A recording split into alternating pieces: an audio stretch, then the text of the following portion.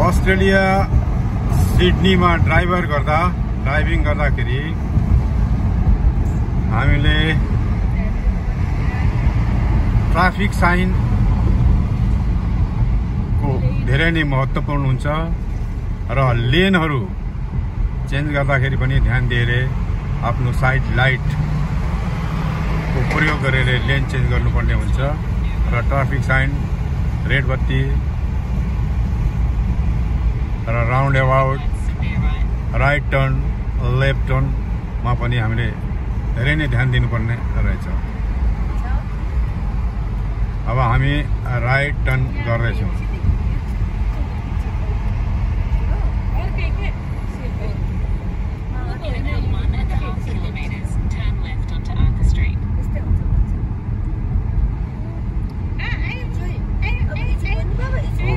गाडीले lane change गर्यो, हामी आफ्नो लेनमा गइरहेछौँ।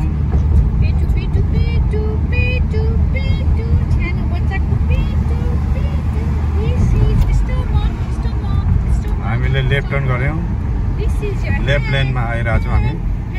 अब यो सिग्नल छ, सिग्नलमा रेड बत्ती बलेको छ र हामीले यहाँ केही बेर रोक्नुपर्छ।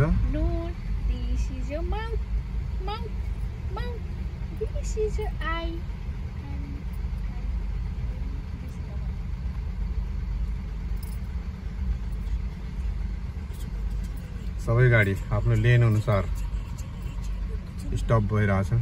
सिग्नलमा रातो बत्ती बलिरहेछ।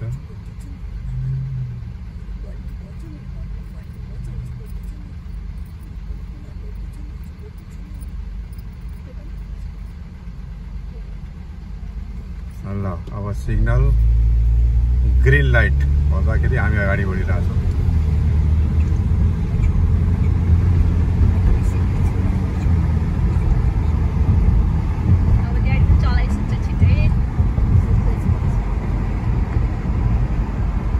यौं तरिकाले हामीले सिडनी जस्तो ठुलो सहरमा पनि